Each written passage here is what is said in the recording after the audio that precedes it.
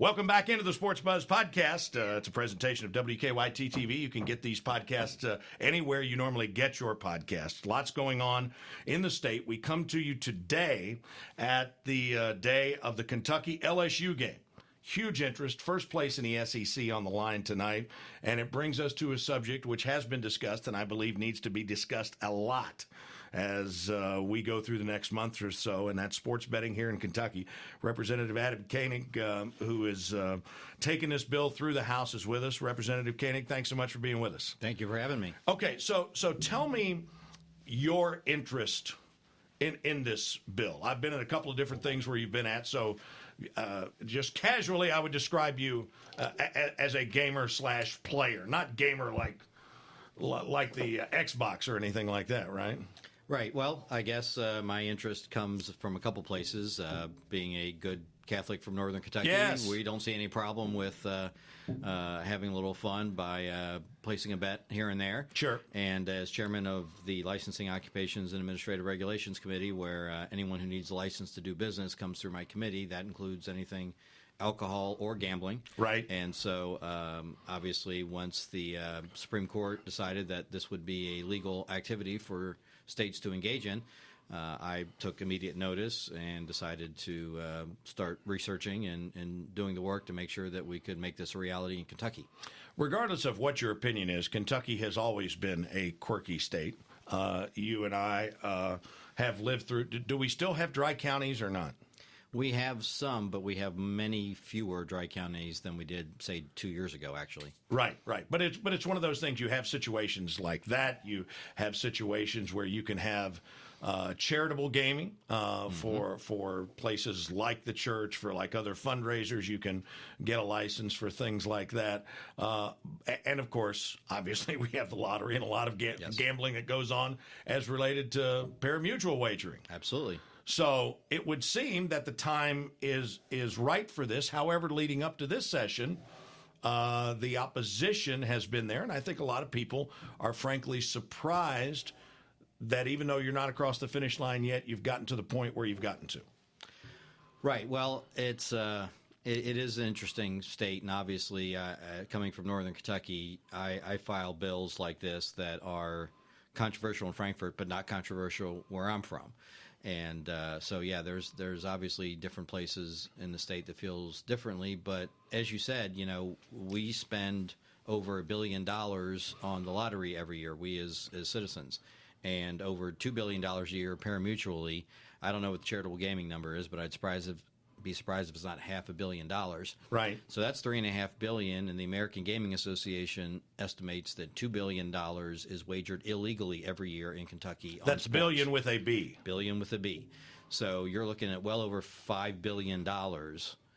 So people can enjoy themselves, and they get enjoyment out of it. And I think it's reasonable to allow this to be done legally in a regulated fashion where people are protected, and most importantly, allow adults to be adults and allow them to do something. I trust Kentuckians. I think they're pretty smart, and if this makes watching the game tonight versus LSU a little more exciting to have a few bucks on it, then God bless them. Go forward. Sure. This state, and I want to ask questions here today. I'm sure that before all of this is over, people will have an idea of where I'm coming from. But my purpose today is questioning. I mean, you got to be in like kindergarten or elementary school when you meet your first bookie in Northern Kentucky, right? Especially if we're the arm's distance from Newport. And I say this, I mean, we grew up around book. Guy I went to high school with, God rest his soul, was Pete Rose's bookie. I mean, so everybody's got a barber, right? Everybody's got a guy that fixes their car, and everybody's got a bookie. If you don't know a bookie, you know someone who knows a bookie in Kentucky. Bookies will be nice enough to, give you credit. That's the thing. And if we do this in a regulated legal fashion, that's not going to be an option. For the opponents, I know they have other reasons to be against it, but if you're against it, you're the best friend of the bookies and the offshore accounts who are taking our money and leaving no protections for the citizens. I've not seen you being protested over at the Capitol by the pro-bookie lobby. No. Must not be very well organized, I wouldn't think. They must not be. It's almost like they're underground or something. Imagine that. Okay, how much revenue do you estimate, and not just you, but the research that you've done, that we're missing out on per year? We had John Ferris, economist, I think from here in Lexington, and he estimated conservatively that we would generate $22.5 million for the state coffers, which we put to addiction prevention services, which, by the way, lottery, pari-mutuel gaming does not do. We think that's important. And then the rest of it would go to our underfunded pension system, which, depending on who you listen to, is either $30 to $60 billion in the hole. And that would be state workers, first responders, Yes. who people like that. Yeah, it would specifically go into KRS, which is, last time I checked, 13% funded and the worst funded pension system in America. And the addiction help that you would get from the proceeds would this just go toward people who have a gambling addiction or the other addictions that we're fighting in this state now as well that are getting so much attention? You know, it's designed, obviously, for the gaming addictions, but, we can talk about that. That's something that a detail can be worked out later. Whatever maybe needs to be done the most, but obviously I'm looking forward to go to gaming because those issues do occur, and we really don't have any way of addressing them right now. Sure. Okay, so how far behind the eight ball is Kentucky as it relates to other states? I guess, was New Jersey the first state that actually approved sports gaming, and they've got the book up at Monmouth Park, I think? Well, they have books up, I think. They have books, maybe plural. 20-some locations at this point. Really? Yes. New Jersey kind of led the way. Now, obviously, Nevada's always had it. Right. When the federal government passed that law, everyone was kind of frozen in time. So that's why Nevada had it, and there was actually 3 small states where you could only bet NFL parlays. So basically, they didn't have it as we know it now. But yes, since then, New Jersey and 19 other states have legalized it. It is up and running in West Virginia. It is up and running in Indiana. And Tennessee and Illinois are both legal but not yet up and running, but should be probably by the time session ends on April 15th in Frankfurt. And does Ohio have a bill going through as well, I heard? Or? They have multiple bills. Everyone's for it. They're just arguing over how it's going to be done. Gotcha. So you'd like to think that eventually they'll figure that out. Have you gotten to that point yet here in the House? That everyone's for it? There are just some folks that are giving pause for whatever their individual reason might be. I wish I could say everyone was for it. Okay. But we're at a point where we've probably taken as far as it can go. We might need to look at changing a couple things to make a few more people comfortable in order to get it moving out of the House and send it down to the Senate with as much support as we can muster. And so as you move this forward, a lot of people in the state are fearful of, it seems like the catchphrase is expanded gaming. Right. But this wouldn't be expanded, right? Because my understanding is the sign-up portion and the books themselves would actually be at established locations? Yes, they would be at the tracks, and which is obviously Keeneland and Red Mile. I think they would probably do what they're doing now and have it at the Red Mile. But any of the other tracks and the Kentucky Speedway, which as a major league sporting venue, sure, which is kind of becoming a thing now. Wrigley Field is getting their own sports book, and venerable Wrigley Field, yes, full of tradition and everything. Exactly, and I think they'll have like a 5-block radius around the park where you'll be able to wager online, and it'll be their own thing. And I think D.C., the Nationals Park, is doing the same thing. So this is going to be a thing going forward. Really? I was not aware of that. Yes. And so after the initial sign-up, people can still go into Sportsbook and they can spend money and stay at the hotels or whatever. But do you have any sense of, my sense is once people sign up, it'll be like betting at the racetracks where everybody will do it on their phone or their computer from wherever they are. Absolutely. Indiana's been up and running, I think, for maybe 5 months, and already 70% of their wagers are mobile. Wow. And I think New Jersey's at 80% mobile. So, yeah, that's the way it will probably be. But we give a lower tax rate to on-site wagering to get more people into the tracks, expose even more people to our our signature industry. And, it's probably more fun to yell at the TV and do it with a bunch of other people rather than in the comfort of your own home by yourself. True. So what you're saying is you have got a vehicle in there to incentivize these establishments to get more people to come there, and then they actually make more money for the on-site bet than the mobile. Is that right? Well, you could look at it that way. Hopefully it's an incentive to get people in, and while they're there, they might make some parimutuel wagers on Gotcha. I see what you're saying. Races Sure. going on right there, or if they see that you can do it at tracks all across the country. Or they could buy room nights, or they could spend additional dollars there on Absolutely. food and entertainment, things like that. Absolutely. And I mean, I've seen tweet after tweet of people sending to me, especially Super Bowl weekend, saying they were going to Indiana, they were spending the night there, they were eating meals there, so they could sit in the casino and make sports wagers all day. Every state is different. I mean, you talk about Washington and the Nationals, and you talk about the Cubs at Wrigley Field.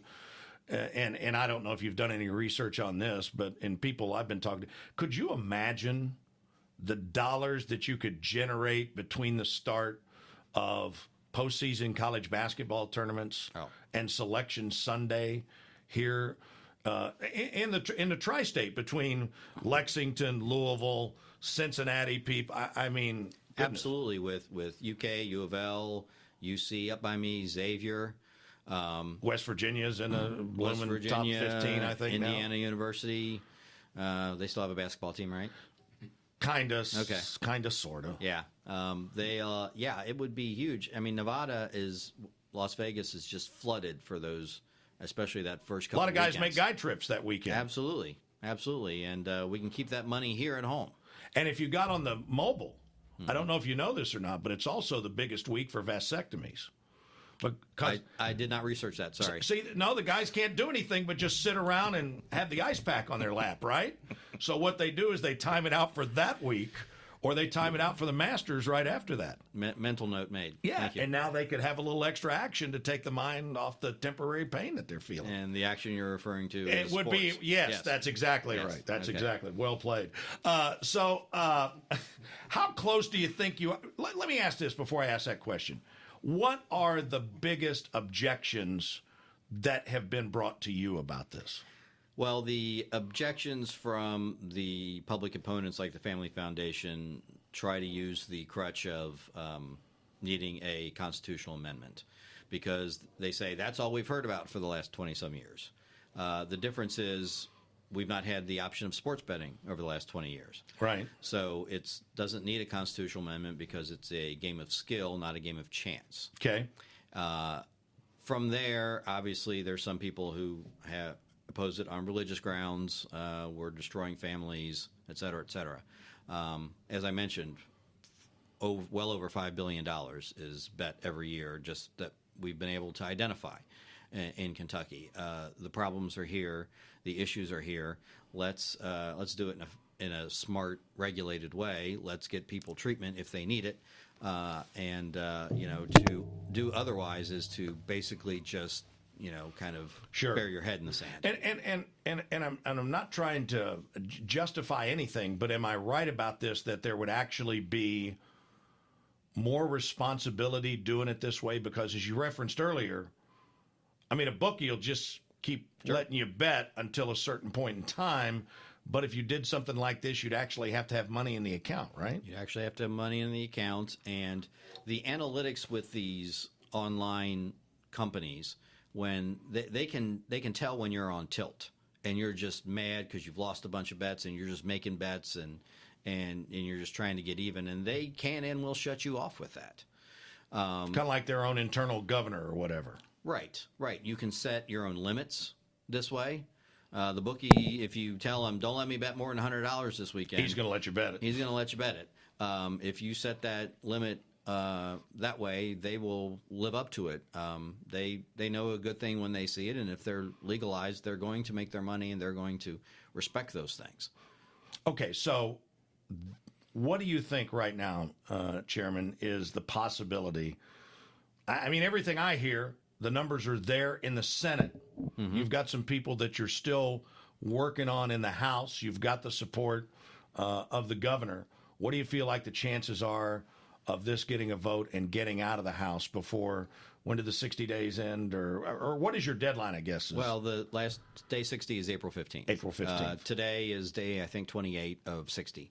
So we're not even halfway through. We have time.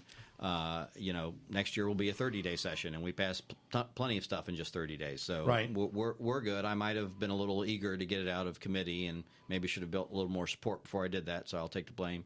But I like our chances of getting out. It is a bipartisan bill, and I'm a Republican, and basically bipartisan support, but frankly partisan opposition just from my side. So I have to work on that and bring some more people along and allay some concerns and maybe make a couple changes in order to get to the point where we can get it on the floor and get a whole lot of votes and send it to the Senate. Sure. Are there enough, you talked about changes, and without getting into specifics, but you believe, as you have continued to interact on a daily basis with your caucus, that some of those changes will move enough of those people to get it across the line?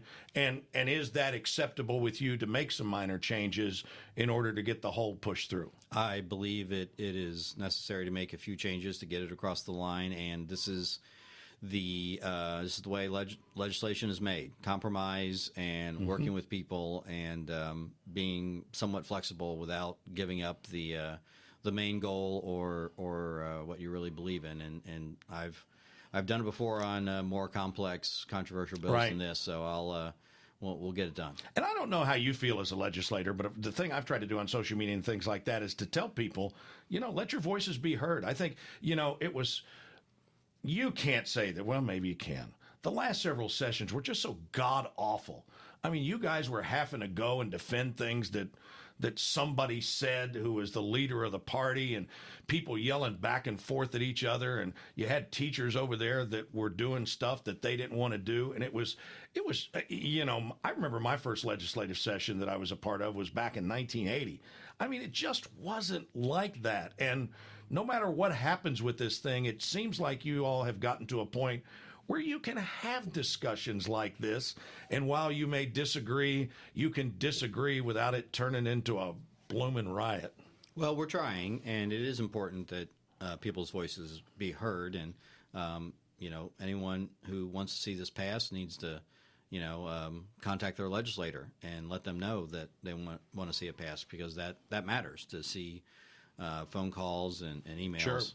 So, with the bill the way it is, would it be appropriate to ask the chairman, what do you think the odds are of this passing? Better than even money. I like that. Everybody take that bet, right? Sure, they should. Representative, last question. Yes. Because of the opposition in the caucus, I mean, I could have seen somebody who was a Democrat carrying the water on this, but you knew you would face opposition from some segments of the caucus. So why was it that you chose to take up this mantle and push this forward?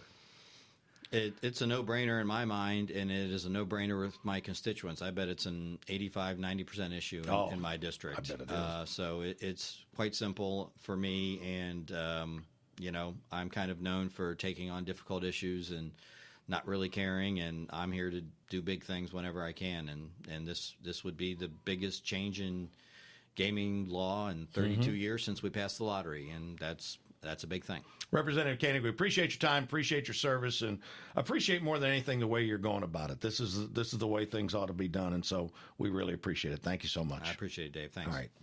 Once again, our thanks to Representative Adam Koenig, and thanks to you for joining us on this podcast. Folks, I'd love nothing more than to hear from you about what you thought about this, because this is one of those issues that we need to have conversation on, whether you're for it or against it.